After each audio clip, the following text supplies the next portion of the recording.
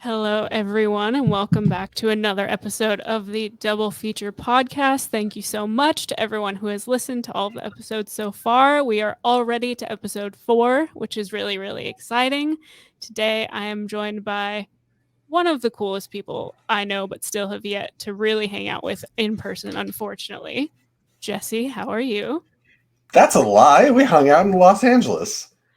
I don't think that really counts, For though. for you I showed was me your like, engagement ring. That was I was so wasted that I don't even think any of that counts for well me some talking to anyone that night. somewhere on my phone. I have a picture of you giving me one of these, Oh, so that counts as pre-recording. Hi, honey. These are the actual best friends, and she's the actual coolest person. So they are. she is great. She is so great, and we're trying to get her on an episode of this That'll immediately happen. as Be well. beautiful Um, timing. Listen, we did technically get to hang out, but it's not enough Let's for let's me. rephrase It's that. not enough for me. I have physically seen you in person. You have seen We me, have not yes. hung out. That's true. No. My attention was with 50 million people that were at the bar that night. It There was was so You've heard like packed like a tuna can. It was like a tuna can that had like fireball poured into it. Like it was just everyone was drunk. Weird things were it, happening. nobody was sober. I was meeting so many people for the first time. I had just gotten engaged like that day. There was so much going on. So, we just basically what I'm saying is we have to make it happen again and for a far longer period of time. Agreed. Well, it almost happened, but then Ticketmaster Gate. I don't even want to think about how angry I am at Ticketmaster for ruining that for us. Off note, I have because just an insight so that you know that we know each other. We discuss things like this. I got an email today that said like respond now for the chance to get 2 tickets to Taylor Swift's Era concerts. I opened it up and then it was like in Arizona, and I was like, Oh, eat a bag. oh, you know. that is Anyways, disgust. It's just they're just being so rude at that's just rubbing it in and just being yeah. mean at this point. And they don't tell Anyway, you where it is until you like click the link. oh, of course not. Right. Of course not. That would be far too considerate of such a company to do such a thing. Well, now that we've kind of grieved our Taylor Swift Ticketmaster grievances, we should probably talk about movies a little bit.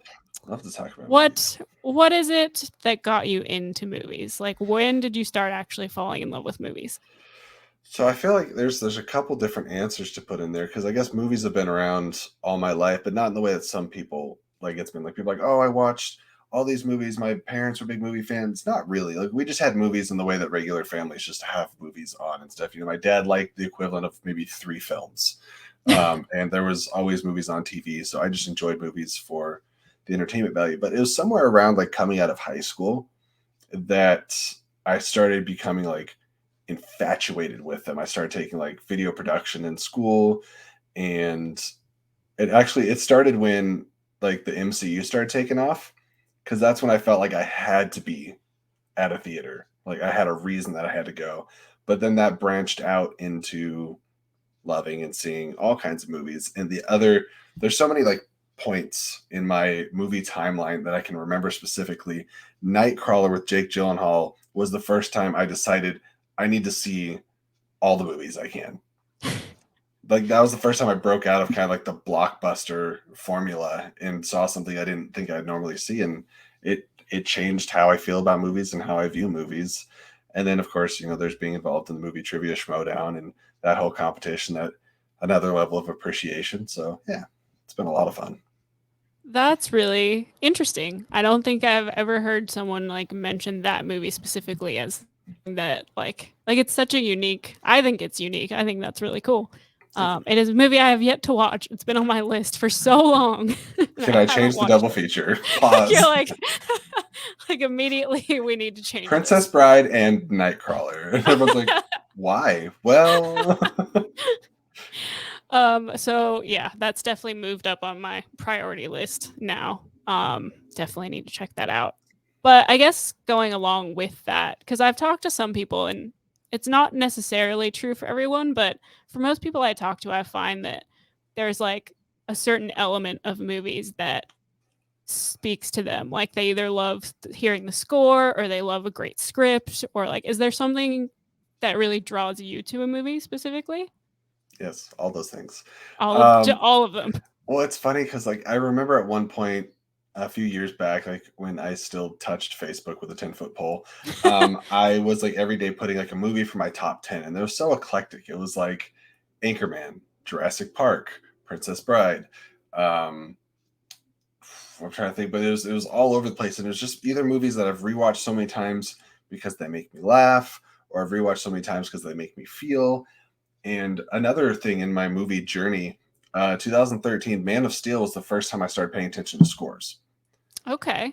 And retroactively, I have more so since, like obviously I knew the theme for Indiana Jones, I knew the theme for Back to the Future, but I feel like Man of Steel made me actually really listen. Like I went to the gym and I listened to a score for the first time. And that was another thing that just kind of impacted how I felt about movies. But so it could be the writing, the score, really any element about movies that make movies great can be a reason that I revisit them or a reason why they're special to me.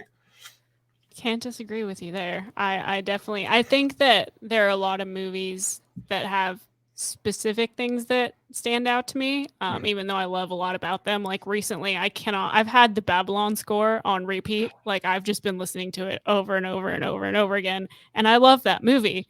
But for some reason I just can't get the score out of my head. Like, but that's not always the case. So I think that's one of the really cool things that a movie can do is get you to pay attention to maybe things you weren't Mhm. noticing before. On that note, have you ever done a double feature at an actual movie theater? I have. I'm trying to think if I can pinpoint the year. Was it 2008, 16? Is that when it happened? So I can't remember which Deadpool it was. I'm trying to remember if it was Deadpool 1 or 2, but Zoolander 2 came out the same day. Oh god. And I was like, this will be so much fun. And some of it was. I think that's the last time I've done a back-to-back, like screening to screening. I remember before that, less recent, I was so confident that Batman v Superman was going to be the shit that I got back-to-back tickets opening night. And woof, was I conflicted when the credits rolled the first time through. And I was like, oh, well, I guess I'll be I watching this again. I had a similar experience with um The Rise of Skywalker. We had a press Oh, screening at like 6 p.m. or something, and we went to the press screening, and then we bought tickets to the actual public screening immediately prior, after. yeah, prior Yeah, to prior seeing to the, seeing yeah, it, of and course, of course. I was so sick that day. I didn't Oh. even want to go to the press screening, but I was like, I can't miss Star Wars on the first day because then everything will be spoiled for me immediately. Like I have to go see the movie. So I went feeling really sick. The movie made me feel more sick. And then at the end of it, I was like, Jacob, you can go with our friends to the follow up public screening if you want, but I am going home and going to So, sleep. without being dramatic, you might have been one of the few people with an actual excuse to throw up when Ray and Kylo kissed. Yeah. I might have been the one person who could leave that movie and just start violently puking and be like, I'm sorry, I'm legitimately sick for more than one reason. Yeah. But that is probably the only time where I've been like, I just can't do a double feature, which is a whole other conversation. But um, I guess another question I like to ask people, even though the era of streaming we're in has kind of messed with it a bit, but like, do you do actual double features like at home? Like, do you sit and do back to back movies when you're at home ever? Yeah, I do feel like Lauren takes the charge on that a lot because she has kind of a completionist mentality if we pick any movie out of a trilogy or something. So anytime it's like a cheeky little, hey, let's watch Fellowship of the Ring, that's not what this is. Or hey, let's watch the first Pirates of the Caribbean. Mm, we don't stop You're until like, World's End. sure. I heard some vague screaming from the background. I don't know what it was. I don't think Lauren likes being called out on podcasts. Um, Oh, that's funny. Okay, I get that. I think that's fair though. I think that's one that I probably fall into as well. Like if I start one, it's hard for me to not just keep going if there's like a trilogy or a series or something. So that's fair enough. I get that. Well, On that note, I guess what do you think makes a good double feature outside of movies being part of like an actual collection or a trilogy or something like that? There's so many things. It's funny. I feel like a good double feature can be two completely opposite things. Like you can have movies like I feel like I picked for today that complement each other and have a lot of thematic, just kind of echoes of the same, I don't know, quirkiness, I guess. But Yeah. then there's movies that are a fun double feature because they're so wildly different. Now, do you want to go from watching Dodgeball to Shawshank Redemption? Probably not. That might be like a little bit of whiplash. But I've definitely gone from a comedy to a horror movie, or like, vice versa, uh, different order. And I think that's a lot of fun, whether you get bogged down by the horror movie and then you get to laugh it off later, or you get in a light, fluffy mood and then get a jarring Barbarian. Or actually, Barbarian itself is almost a double feature. I forgot if A you've little seen that, bit. A little but bit. Yeah, yeah. there's Yeah. a juggle of tones in there, and it does feel like two, if not three, different movies in it. So that's a good one. I always recommend that one. So yeah, I don't know. It's a hard question to answer because it depends on the person and the films and what you're looking for. It feels like a big cop out of an answer, but No, that's I get it. I definitely think there are a lot of things that contribute to what can make a good double feature. I think a lot of it has to do with like the kind of mood you're in and what you're wanting to get out of the movies you're watching. And I think it means something very different to a lot of different people. So we can accept that answer. We can say that's an acceptable answer.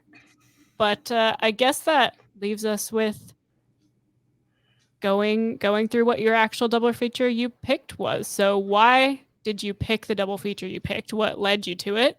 And then let everyone know what you picked. well, I you asked me what if I'd come on the show and do a double feature, and what would it be? And I'm like, oh yes, I love this idea, but this is just going to be really hard for me to think about. And then it hit me like a bolt of lightning all of a sudden because I constantly, whenever I tell people to watch Stardust, which I do all the time on a near daily basis, my selling point is I always say like it's the most modern Princess Bride, and that's how I've always pitched it. And I was like, so because of that, you should. I think they'd make a really great double feature if you're a fan of. I feel like if you're a fan of one, you'll vibe with the other. If you're one of those people that Sure. walks around saying Princess Bride's overrated, it's not that great. I don't know if Stardust is really going to hit you any differently, other than Sure. it's a little more whimsical. Like I think Yeah. Princess Bride might be a little more quirky, but there's a little more fantasy, I think, to Stardust, and it's a lot of fun. It has that very unique, specific kind of humor, and there's so much rewatchability and so many moments in both films that you'll either quote or laugh along with, and there's also, at least with Stardust, so many like casting choices of people that are now household names. I don't think Henry Cavill was not a household name at the time. Charlie Cox definitely wasn't, and Claire Danes had some acclaim, of course, but and Robert De Niro. But it's really fun, and the casts are so much fun. And I wish that Stardust would have got. I don't know what Princess Bride opened with, but I wish Stardust could have got some of that cult following after the fact. I feel like it really just didn't get the respect it deserved. Yeah, I definitely think Stardust is one that still flies very much under the radar. Um, which is kind of unfortunate because we don't really get a lot of those whimsical kind of films anymore a lot of the time, which really, really sucks because they're just a lot of fun. And they usually have these really great ensemble casts that you can tell are just having the best time making the movies, which is so great because usually that comes across on screen and then everyone's just having a great time. And I've Um, also heard a lot of stories of Princess Bride being like largely improv. oh, yeah. It sounds like Yeah, they're like yeah. breaking their foot and like just okay. Just going crazy and all kinds of. It sounds like it was not a very controlled set. There was a lot of chaos, but the product we got from it was absolutely worth it. So Also, both movies based off of books. that is true. Very good, both very good Stardust, adaptations. written by one Neil Gaiman, obviously one of my favorites. Hashtag watch Sandman. I knew I'd get it in there Well, somewhere. this okay. So this might be a bit of a controversial question, but I do like to ask it. Do you think there's a correct order to watch these in if you do a double feature? Um, yeah, I would watch Princess Bride first. I feel like Princess Bride makes you appreciate Stardust more. And I feel like if you just watch Stardust and then Princess Bride, you may be inclined to just be like, "Oh, well, Princess Bride's the better of the two films," which I think is probably true, but I think one complements the other than in the reverse order, if that makes sense. Yeah, yeah. I would probably suggest the same. What so with the Princess Bride, do you remember the first time that you watched it or like what the circumstance was? So I said there wasn't a lot of movies that were like always on. There's just movies in existence. Well, I'm the youngest of five, but I have two older sisters, and I lived with them a lot longer. And it was probably one of the most quoted movies and most watched movies. And the thing is, I don't think I liked it when I was young, when I was really young, because Okay. it just seemed like one of those romantic kissy movies that it's just, not another kissy scene, but the more I kind of grew up with it and realizing that everyone would quote it and things, and I would hear my mom in the other room say like, "Anybody want a peanut?" And it grew on me, and it grew on me so much that it kind of like just overtook like my favorite movies, and I don't know, it's legendary now. Yeah, I was definitely, well, I consider myself a little bit late to the party when it comes to The Princess Bride just because I didn't watch it for the first time until I was I mean, like are we both just in our 20s? We're late to the party on Princess Bride no matter what, right?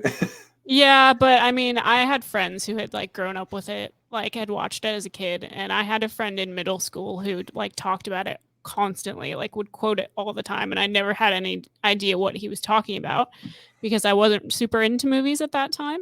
Hmm. And he just eventually like annoyed me enough about it that I watched it. So I was like almost in high school by the time that I actually watched it. But I definitely have grown to love it more as I've gotten older, which is interesting to me.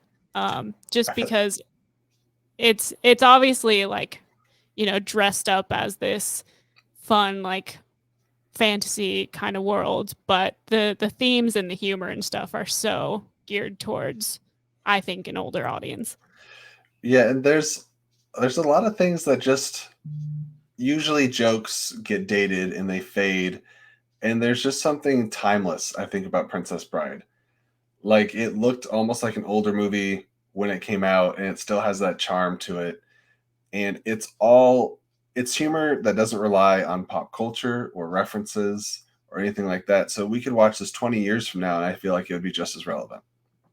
That is a terrific point, and I think it's something that really annoys me about a lot of comedies that are made now, where it's like I can watch a comedy that came out 2 years ago and none of the humor makes sense anymore already. Like 2 years has already dated it so much just Yeah. because of how fast pop culture moves that doing that is such a detriment a lot of the time. And yeah, Princess Bride navigates, just completely avoids any of that.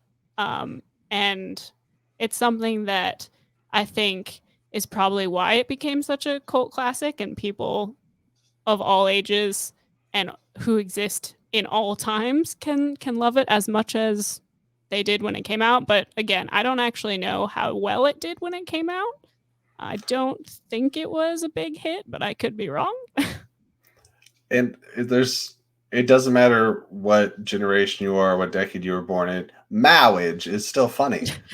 And it's still quotable. And I don't know how many times I've said like, I know something you do not know. And what is that? No, I am not left-handed. I feel like it's just the whole It's one of script the just most burned in my quotable brain. movies ever. One of the most quotable movies ever. Like it's yeah, it's really hard honestly to, for me at least, to really describe like what it is about this movie that is so magical. It just feels like one of those things where, it's the lightning in a bottle thing. Like the cast was all great, the script was great, the comedy works for everyone, like the costume design is great, the world building is great. It's just everything about it. And it feels like it knows exactly what kind of movie it is. The cast knows exactly what kind of movie they're making. Like everything about it is just what it needed to be. Absolutely. Is there a transition to talk about Stardust, or do I just go into it? If you want to talk about Stardust, Jesse, go Well, ahead and I talk could about very Stardust. easily spend a hour solo just talking about Princess Bride, but we're talking about, I guess, the reasons that make these a great double feature. And I mentioned Neil Gaiman, and I haven't read the book, but this movie still feels Neil Gaiman, Gaiman-y, not gamey, but Gaiman-y. Um, Michelle Pfeiffer's wonderful. She's obviously a fantastic villain. Much Yes. like Humperdinck was pretty great in the original. Forgive me for forgetting the actor's name, but there is something done here that only Gaiman does, like this very specific kind of weirdness. You have, a star that's fallen from the sky that turns out to be a girl because you know magic ensues, and it reminds me. It's very different, but for some of the reasons why I love Hocus Pocus and the zaniness that's with that, and I feel like everyone in this movie is having just as much fun as like that trio was. And I think Yeah. and we brought that up earlier. I think a lot of what makes both these movies work is the amount of fun the cast have. Or Mark Strong, you can never get enough Mark Strong. And this was really, I mean, it's always Mark Strong time, but I feel like this mid to late 2000s was Mark Strong's like golden era of just showing up in everything, Yeah. whether it be Sherlock Holmes, Green Lantern, I guess that's 2011, but Stardust, and Matthew Vaughn, somebody that has he brought Mark Strong over to the Kingsman franchise and Kick Ass. And Matthew Vaughn's a director that I really appreciate and I like a lot most of the time. I think the first Kick Ass is fun. Uh, X Men First Class is my favorite actual X Men movie, and the first Kingsman was fun. I guess I'm glad he didn't do a Stardust 2 because it'd probably be terrible. Oh, that's so rough. I no, I don't disagree with you. I think his style is very interesting. And in the first Kingsman movies specifically, I think that really shines. And I think in this movie, it shines as well. I think there's something really distinctive about the way that I don't know, I guess immerses you in the world of the story that he's trying to tell. And I think it really, really works here. I think so. I only watched Stardust for the first time last year, 2 years ago, I think. Um, What brought that I, up, did, may I ask? I don't. I honestly don't remember. I actually think it was Lauren who was bugging me to watch it. Yes. I'm pretty sure that's what it was. I think we were talking, and she's like, "You haven't seen Stardust?" And I was like, "I'm sorry, I'll do it right now." Um, yeah, but Oh, it's and Ben usually Barnes.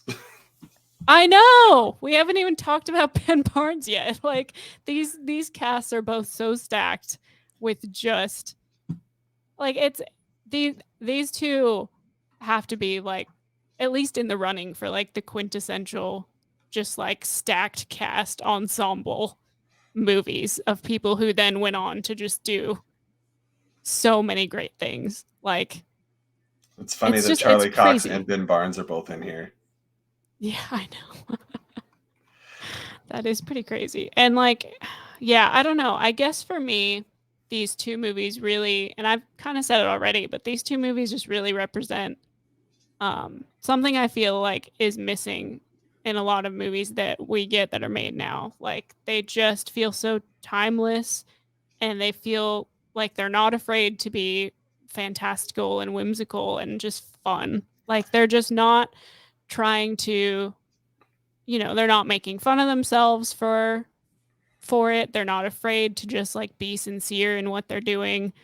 And I feel like we don't get as much of that anymore. Like there's always it's either like poking fun at itself or like breaking a fourth wall, which is not a bad thing.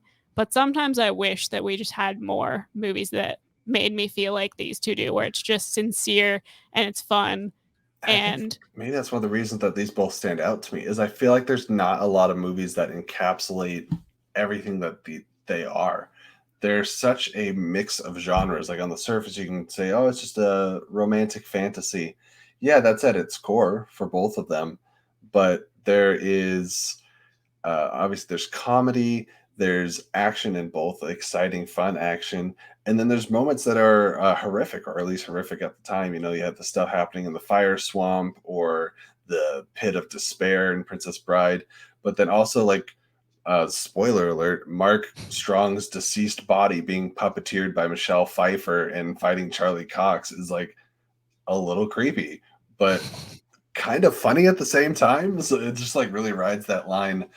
And having every time one of these princes or one of the brothers die, they turn up as a ghost, looking just like the way they did as they died, and just seeing that like growing group of brothers, eventually Mark Strong joining them.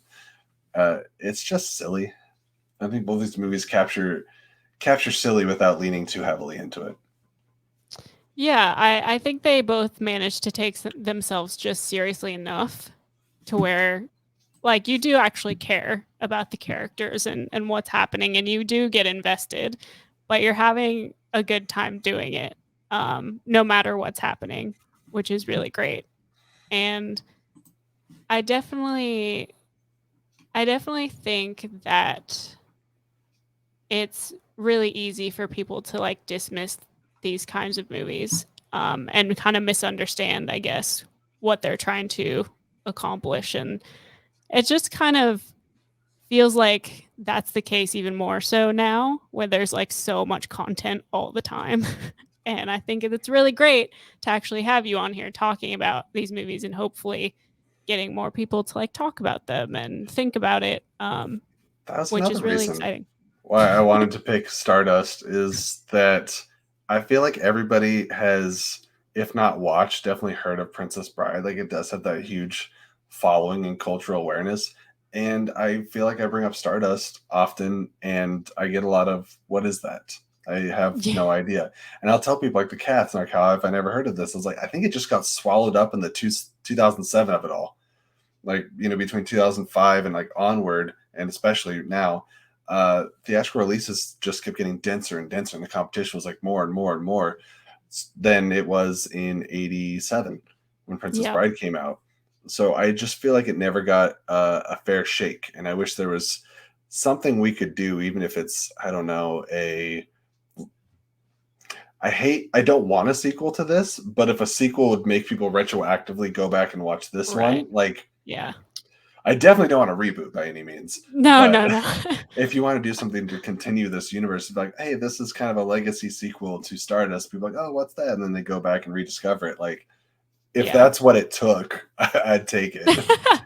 Like I'll make that sacrifice, I guess. Um okay, so do you have like if I were to ask you what's your favorite scene from both movies, do you Oh have something Lord. that immediately comes to mind? Um, I love everything in Miracle Max's hut. In, I mean, obviously with Billy Crystal in Princess Bride. Hop a dink. Uh, for Stardust, leave it to Neil Gaiman to. I mean, obviously Neil Gaiman didn't cast Robert De Niro, but to have this beautiful, fun fantasy adventure and have Robert De Niro play a lightning capturing gay pirate, I'm like, all right, yes, all of whatever this is fantastic. And he doesn't underplay it at all. He gives it the absolute most, and I think in just the right moment of the movie. Like it's kind of in the midway point, and he adds so much heart and joy, and really is a huge part of building that bond between Yvain and Tristan. So Yeah, that is definitely the scene in Stardust that will probably always stand out to me the most because I wasn't expecting it. Like when she's glowing, I wasn't ready for it. Uh and it was just so like it just was played off like it wasn't a joke. Like it was a funny scene, but it wasn't a joke. Like right? it was really sincere and De Niro is great at everything he does, so obviously it was going to be great. Um And and it's his just like shipmates didn't care. no. No. It was just like wasn't it was such a non thing, which I know is like the bare minimum of how things should be, but Right. like to see it and just to have that be what it is, especially like in a I'm movie where it's not trying to, you know, tiptoe around it or make excuses or whatever. It I'm feels cu- like a lot. I'm curious. Excuse me. I'm curious when Stardust the book was written because Neil Gaiman has always, in my opinion at least, been extremely. Sometimes I think they're saying like the term progressive gets overused and it's tiring, but just ahead of the curve. Yeah. Stardust was written in 1997 with a gay pirate, and I could go on and on about The Sandman written in the 80s, and if anyone watches that or read that, you would know all the various things that it tackles. So I just want to give, a little bit of props for Neil Gaiman for being a better human than even some of the better of us are now. Yes, he definitely deserves big, big shout outs for that. Absolutely. Um, I think with Princess Bride, it's a bit harder for me to pick like one scene that stands out just because I've seen it a lot more times. Like I've just spent so much more time with it. Right. But also like it just feels like it's almost like iconic scene after iconic scene after It's not iconic scene. it's the definition of an iconic movie because the whole movie itself is iconic. I guess the only things I'd say aren't would be the Fred Savage stuff because, like we were talking about a little earlier, I first started reading the synopsis, and the synopsis starts describing the grandson. I went, "What?" You're like, wait a second, hold on. Which is really funny because like I know it's a part of the movie, but part of me is always like somehow surprised, like when Yeah, it every opens time that with movie that. opens Like, up and he's like playing a little like baseball game on whatever console that was. yeah, like I don't know what it is about my brain that just decides that doesn't compute for some reason, but yeah, I don't know. I guess to me the scene that always comes to mind first is uh is probably the scene with Wallace Shawn and they're like trying to With the deceive each iocane other. powder. Yeah, Yeah, yeah, yeah. Where they're trying to deceive each other. Like it is just so absurd and just like it just makes me laugh every time, even though I know exactly what's gonna happen. that scene is responsible for the hardest I've ever laughed on our podcast channel. Right here, Flicking Real. Yeah, Follow us on yeah. YouTube. Uh, we had a friend of the show, Jeff Alterman, on, and we were asking him just why he is the way he is, and he started a whole like dissertation about like his life and how it. The very first thing is like, well, my mother got a cesarean, and then I said, never mess with a cesarean when death is on the line, and we all just like lost it. Oh my god. Anyways, That is amazing, so Princess actually. Bride is definitely like indoctrinated into my daily life. I literally cannot hear someone say or see someone use the word inconceivable without just I like don't my think people brain would just use the word inconceivable if it wasn't for Princess I Bride. don't I don't think they would as much. No, I don't think so. Which is hilarious and ridiculous. Like, but it's just I can't hear or see that word without hearing it in my head, like from the movie. It's just an automatic thing, which is pretty it is. It's like it's just everything about it is what we would consider something that is iconic to be. I don't know how else you can describe it. I I mean, think it's a little funny with like the time that these movies came out, seeing the Dread Pirate Roberts. I grew up thinking that Zorro ripped off the Dread Pirate Roberts, not realizing that that there was movies from way back. oh, that's isn't that like that's kind of the best though. Like depending on when you watch a certain movie or read a certain book or like see something from pop culture and no matter what actually came out first, like that's what you're always going to associate with it. Like whatever it is, could be like, "Oh, you know, like the first alien movie I ever saw was Prometheus." So like to Oh, me, th- that's like my entry, but like to me that's just what I think of. I love Alien and Aliens the very first. much, I but mean, it's a hard left a little bit, but the first Alien or Predator movie I saw was Alien versus Predator because it was PG-13, and I could, okay. Yeah. but everything else was rated R, so like I didn't see them until later. But like but just things like that that kind of shape like the way that we see things I think is so interesting, especially with movies like this that clearly have drawn inspiration from so many other like things that came before it, but if you do it this iconic, like people are just going to think of you first. That's just what's going to happen. It's just how it goes. Stardust deserves a re-release. Are People we need going to to, start that campaign? yeah, yeah. I don't know how we're going to do it, but we'll figure it out. We'll think of something. One of I think it's in Matthew Vaughn's top 2 movies in my opinion, I mean, yeah, I can see that. if I not could as see number the one. argument for that. I mean, I love First Class like as an X-Men film, but I think maybe Stardust is probably overall like the better movie. It just does more, Mm. I mean, I'm with you. I First Class is probably my favorite X-Men movie, like and that just doesn't generally. count. Logan and Deadpool are separate. I mean, Yeah, movies with X-Men that's in the title. the actual like X-Men movies, yes. Well, I guess I should ask, since this is your episode and you're the guest, is there anything we haven't touched on yet for either of these two movies that you really want people to know about or that you really just want to talk about? This is your time to just gush about these movies. I mean, Taylor, you've set the ball up so well, and you've had me answer a lot of great questions that kind of cover anything that I would look to touch back on. And basically, my mantra, my end point of having this double feature is to spread more awareness about Stardust, because my hopes are that a lot of people watch this video and just see the title, Princess Bride and Stardust, and if that's enough to get them to go and watch it, I don't know where it's streaming right now. Maybe that should be Oh my yeah, ending where can statement people is go actually watch watch it? it on. Give me a moment. It used to be on Netflix. Streaming. Currently on HBO Max and also Hulu if you have a premium subscription, or Amazon Prime with premium subscription, or you just rent it on YouTube for $3. $3 very well spent. Go watch Stardust. And if you're in Australia, in my part of the world, and you have Stan as your streaming service, go watch it on Stan because it's there.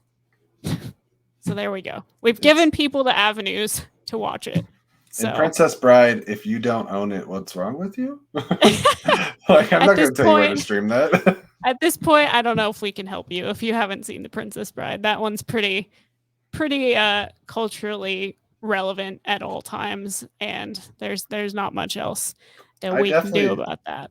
I definitely just looking at the cast once again. I think I was hoping I'd get more laughs when I was watching Wonder Woman back in 2017, and her aunt Antiope, I think, shows up, and it's Robin Wright, and I just went Buttercup, and theater was silent. And I was like, okay, Oh no.